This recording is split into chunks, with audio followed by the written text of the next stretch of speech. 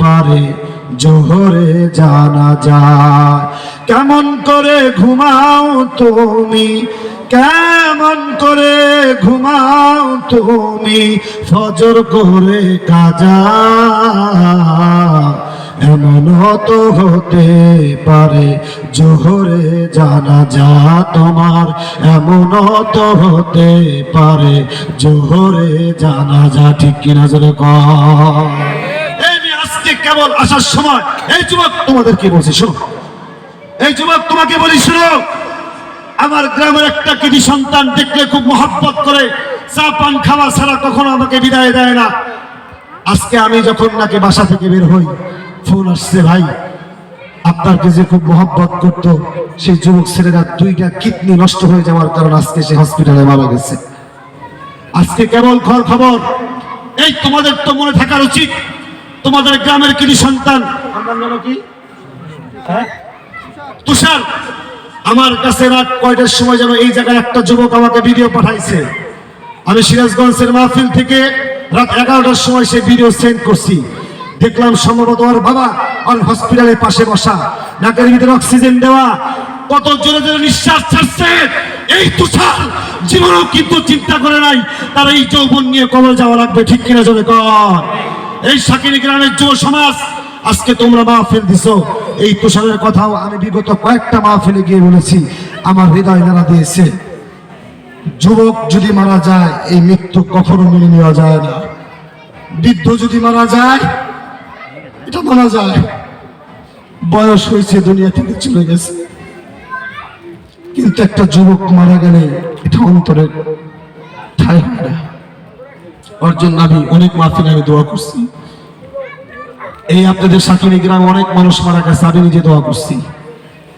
এই মুসলমান এত সুন্দর মসজিদ, বাড়ির কাছে মসজিদ, মুসলমান কুলাঙ্গারেরা মসজিদ এসে নামাজ আদায় করে না। কেন করেন না আপনারা? কেন করেন না আপনারা?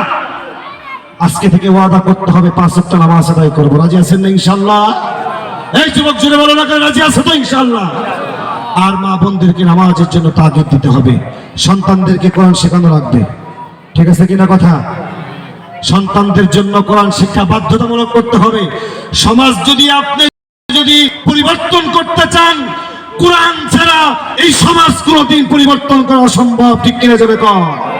কোরআন যারা পড়ে এদের মতো নম্র ভদ্র সভ্য ছেলে আর সন্তান হতে পারে না। এই যে সন্তান আমাদের আমিন ভাইয়ের সন্তান, ছোট্ট মানুষ, আর 1 বছরের ভিতরে 1 বছর সময় লাগবে না ইনশাআল্লাহ, এই কয়েক মাসের ভিতরে হাফেজে কোরআন হয়ে যাবে। আলহামদুলিল্লাহ জোরে কন।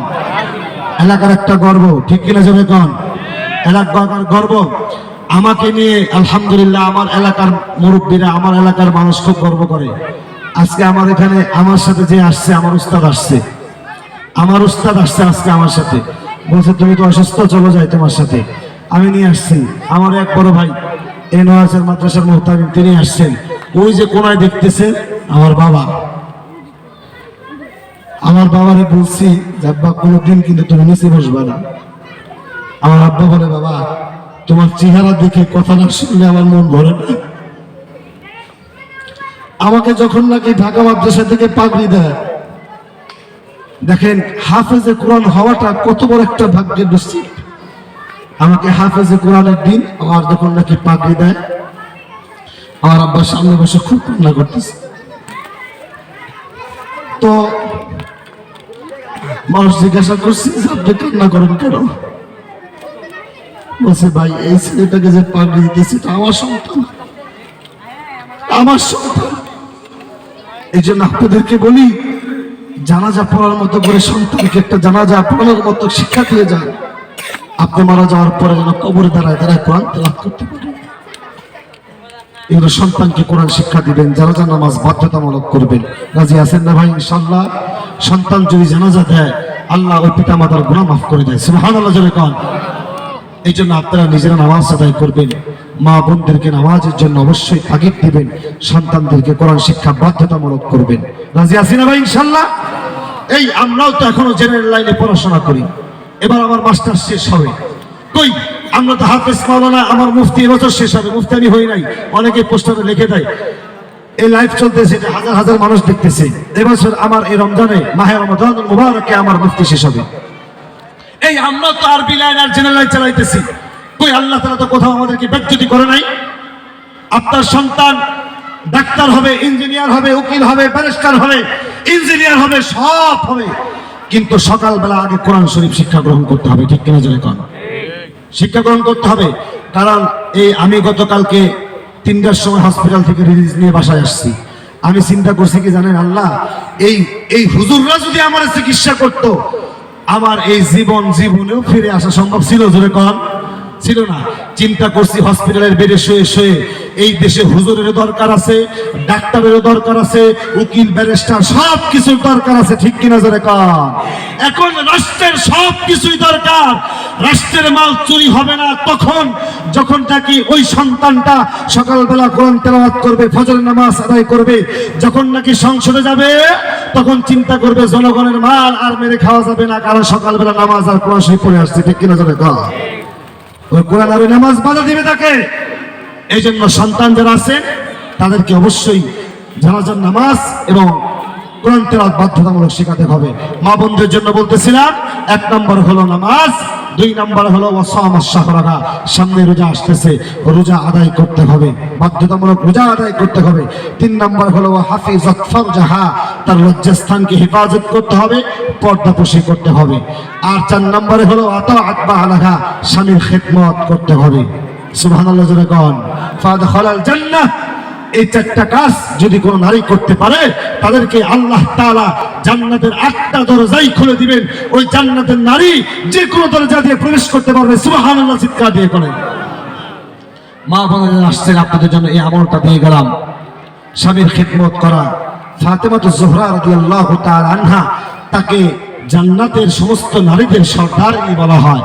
কেন বলা হয়, কেন এত ফজিলত পাইছে জানেন আপনারা? একমাত্র স্বামীর দোয়ার কারণে। সুবহানাল্লাহ জোরে কোন? স্বামীর দোয়ার বদলতে আল্লাহ তাআলা তাকে সমস্ত নারীদের জান্নাতের সর্দারিনী বানাই দিয়েছে। এই জন্য স্বামী একটা নারীর জীবনে সবচাইতে গুরুত্বতম অংশ। এই জন্য নবীজি সাল্লাল্লাহু আলাইহি সাল্লাম বলেছেন, স্বামীর মর্যাদা কেমন জানো? যদি আল্লাহ তাআলা শরীয়ত দিতেন যে আল্লাহ ব্যতীত অন্য কাউকে সিজদা করতে হবে, তাহলে আমরা দুনিয়ার সমস্ত নারীদেরকে বলতাম যে তোমরা তোমাদের স্বামীদেরকে তোমরা সিজদা করো। সুবহানাল্লাহ। এই জন্য নারী যারা আসছেন, আমার মা বোনেরা যারা আসছেন, খবরদার কখনো নারীদেরকে, স্বামীদেরকে আপনারা অসন্তুষ্ট করবেন না, তাদেরকে গালিগালাজ করবেন না, গীবত শিকায়ত করবেন না। এই হাদিসটা বলেই আমি শেষ করে দিব।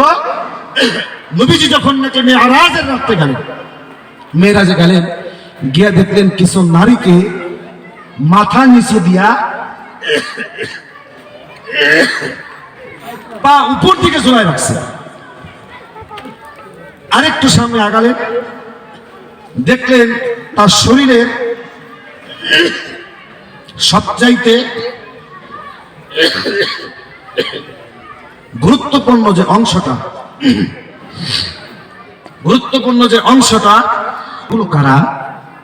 বললেন, ইয়া রাসূলুল্লাহ, আপনার উম্মত। এদের এই অবস্থা কেন? বললেন, ইয়া রাসূলুল্লাহ, এরা হলো এমন সেই নারী যারা স্বামীর গীবাত করত, শিকায়াত করত, স্বামীর অল্প আয়ের জন্য, অল্প উপার্জনে তারা অসন্তুষ্ট থাকতো। এই জন্য স্বামীর নাশুকরিয়া আদায় করার কারণে আল্লাহ তাআলা তাদেরকে আজকে এইরকম শাস্তি কিয়ামতের দিন দিবে, এটা আপনাকে দেখাই দিয়েছে। নাউজুবিল্লাহ জোরে কোন? এই জন্য কোন নারী, কোন স্বামীর প্রতি আপনারা নাখুশ থাকবেন না, গীবত শিকায়েত এগুলো আপনারা করবেন না, খবরদার করবেন না, এগুলো জাহান্নামের মানুষের বৈশিষ্ট্য। এরপরে আপনাদের জন্য একটা আমল, সুবহানাল্লাহি ওয়া বিহামদিহি সুবহানাল্লাহিল আযীম। সহিহুল বুখারীর একেবারে শেষ একটা হাদিস। কালিমাতানি হাবিবাতানি ইলার রহমান খাফিফাতানি আলাল লিসান সাকিলাতানি আলাল মিজান সুবহানাল্লাহি ওয়া বিহামদিহি সুবহানাল্লাহিল আযীম।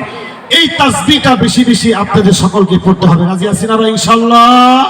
আল্লাহ পাক যেন আমাদেরকে তৌফিক দান করেন, বলেন আমিন। এটা মিজানের পাল্লায় এত ভারী হয়ে যাবে, নবীজি বলেছেন জবানে পড়তে এটা খুবই হালকা মনে হয়, কিন্তু মিজানের পাল্লায় এটা সবচাইতে বেশি ভারী হয়ে যাবে। এই জন্য আমলি জিন্দেগিটা যদি আমরা শুরু করতে পারি, তাহলে ইহকালীন জীবন পরকালীন জীবন আমাদের জন্য সুখময় হয়ে যাবে। জোরে কোন আমিন। আজকের এই আয়োজন বিশেষ করে সাকিনী সমাজের যুব সমাজেরা দীর্ঘদিন প্রচার প্রচারণার মাধ্যমে তারা অনেক রাত দিন কষ্ট করে আজকের এই আয়োজন তারা করেছেন। আল্লাহ যেন আমার এই যুব সমাজের কলিজার টুকরা যুবক ভাইদেরকে কবুল করার জন্য বলেন আমিন। ভুল করে নিও আমায় তাহাজ্জুদের যাই না মাঝে, মরণ দিও প্রভু আমায় একামতে দিনের পথে, কবুল করে নিও আমায়। জেনে বলেন আমিন। প্রধান বক্তা ইনশাআল্লাহ অতিশয় চলে আসবে। এই জন্য যুবক রাতে তাহাজ্জুদে নামাজ আদায় করবা আর আল্লাহর কাছে 2 ফোঁটা পানির চোখের ফেলে পানি ছেড়ে দিয়ে কাঁদবা। হাদিসে আসছে 2 ফোঁটা চোখের পানি আল্লাহর কাছে সবচাইতে বেশি।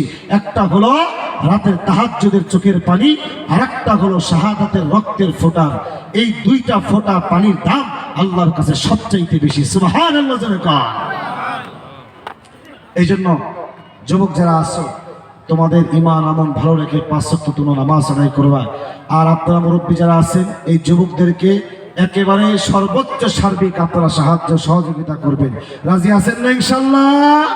আগামী বছর যেন এই মাহফিলটা যেন আরো বেশি যেন আল্লাহ তাআলা কবুলিয়াত করে, আরো যেন প্রশস্ত হয়।